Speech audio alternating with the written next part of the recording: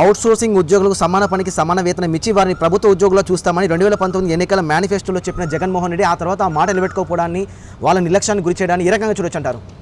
జగన్మోహన్ రెడ్డి మాట తప్పుతాడు, మడమ తిప్పుతాడు. అది ఇప్పుడు ఎవరిని అడిగినా చెప్తారు. ఒకప్పుడు 5 ఏళ్ల ముందు జగన్ డైలాగులు చెప్పేవాడు, మాట తప్పును మడమ తిప్పును. ఆ రోజు అందరూ అనుకున్నారు జగన్ మంచిగా మాటలు చెప్తున్నాడని. కానీ రియాలిటీ ఏంటంటే మాట తప్పాడు, మడమ తిప్పాడు. ఎవరు? ఈ జగన్మోహన్ రెడ్డి. ఏ విధంగా అంటే అనేక విధాలుగా ఇతని రోజు మాటల కోటలు దాటే విధంగా చెప్తూ ఉన్నాడు. ఈయన సూటిగా అడగదలుచుకున్నాం, జగన్మోహన్ రెడ్డి నువ్వు ఒకప్పుడు అవుట్సోర్సింగ్ ఉద్యోగులందరినీ పర్మనెంట్ చేస్తా అని చెప్పావు, గుర్తుందా? ఎంతమందిని చేసావయ్యా జగన్?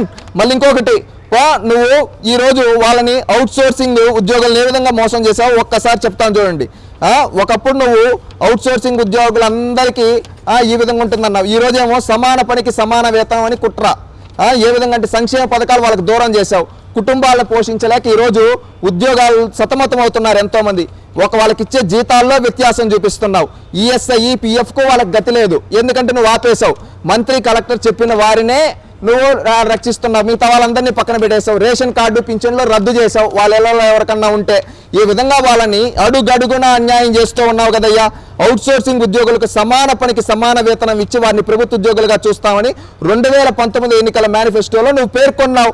ఆ హామీని మాత్రం ఈ రోజు ఏమాత్రం నెరవేర్చడం అదేంటని నమ్మలేకపోతున్నారా? అవును, అధికారంలోకి వచ్చిందాక జగన్ అవుట్సోర్సింగ్ సిబ్బందిని ప్రభుత్వ ఉద్యోగుల్లాగానే చూశారు. అయితే వేతనాలు ఇతర ప్రయోజనాల విషయంలో కాదు, వారికి సంక్షేమ పథకాల్లో అనర్వులుగా నిర్వహించడానికి, అదేవిధంగా అవసరం ఉన్నప్పుడు కొమ్ము గాయడం కోసం పని పూర్తిగా గొంతు కోయడం. ఇది నీ నైజం. ఇది నీ నైజం అయ్యా జగన్మోహన్ రెడ్డి. అధికారం లేక రాకముందేమో ఏవేవో మాటలు చెప్పావు, పిఆర్సీ ఇస్తా, ఇవి ఇస్తా, అవి ఇస్తా అని చెప్పి అన్నీ చెప్పి తీరా అధికారం లేక వచ్చిన తర్వాత అవుట్సోర్సింగ్ ఉద్యోగుల గొంతు పిసికేసావు. ఒకప్పుడు అన్ని చెప్పావు, ఉద్యోగులతో ప్రభుత్వ ఉద్యోగులతో సమానంగా చూస్తా అని. ఈరోజు ఎక్కడ సమానంగా చూస్తున్నావయ్యా? ఈరోజు వాళ్ళకిచ్చే జీతాలెంత, వీళ్ళకిచ్చే జీతాలెంత? మళ్ళేమో వీళ్ళకి పెన్షన్లకు ఇవ్వవు, వాళ్ళ ఇంట్లో వాళ్ళకి ఈ విధంగా బెనిఫిట్స్ ఇవ్వవు, వాళ్ళ పథకాలన్నీ కట్ చేసి ఈ విధంగా ఈరోజు అవుట్సోర్సింగ్ ఉద్యోగుల ప్రాణాలు తీస్తూ ఉన్న వాళ్ళు ఏమన్నా అడిగితే వాళ్ళని ఎప్పుడన్నా ప్రభుత్వ ఉద్యోగులు వీళ్ళు ఏమన్నా ధర్నాలు చేస్తే ఆ రోజేమో అవుట్సోర్సింగ్ వాళ్ళు ఉపయోగించుకుంటావు, మళ్ళీ పని తీరిపోయినాక వాళ్ళని పక్కన పెట్టేస్తున్నావు. ఇదేనా జగన్మోహన్ రెడ్డి నువ్వు చేసే న్యాయం అవుట్సోర్సింగ్ ఉద్యోగులకి? ఈరోజు రాష్ట్రంలో ఉండే అవుట్సోర్సింగ్ ఉద్యోగులంతా ఒకప్పుడు మేము గొర్రె కషాయవాడిని ఏ విధంగా నమ్ముతుందో ఆ విధంగా జగన్మోహన్ రెడ్డిని నమ్మి మేము నష్టపోయాం, అందుకని మేము జీవితంలో నమ్మమంటూ ఉన్నారు.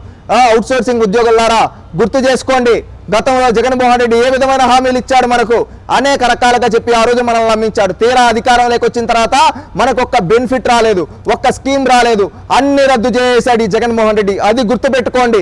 రేపు మే 13వ తేదీ ఓటేసేటప్పుడు ఈ జగన్మోహన్ రెడ్డి చేసిన ప్రతి ఒక్క మోసాన్ని గుర్తుపెట్టుకొని అధపాతాళంలోకి తొక్కుతాం. ఈ జగన్మోహన్ రెడ్డిని భూస్థాపితం చేద్దాం. ఎందుకంటే మనల్ని నమ్మించి గొంతు చేసిన ఈ పాలకుడిని ఓడిస్తేనే ఇతనికి బుద్ధి వస్తుంది. రేపు వచ్చే ప్రజాప్రభుత్వంలో మనం మరిన్ని బెనిఫిట్స్ అందుకొని ఆనందంగా ఉందాం. ఆలోచించండి, రాష్ట్ర భవిష్యత్తు కోసం, మీ పిల్లల భవిష్యత్తు కోసం మే 13వ తేదీ తెలుగుదేశం కూటమికి ఓటేయండి, తెలుగుదేశం పార్టీని గెలిపించండి.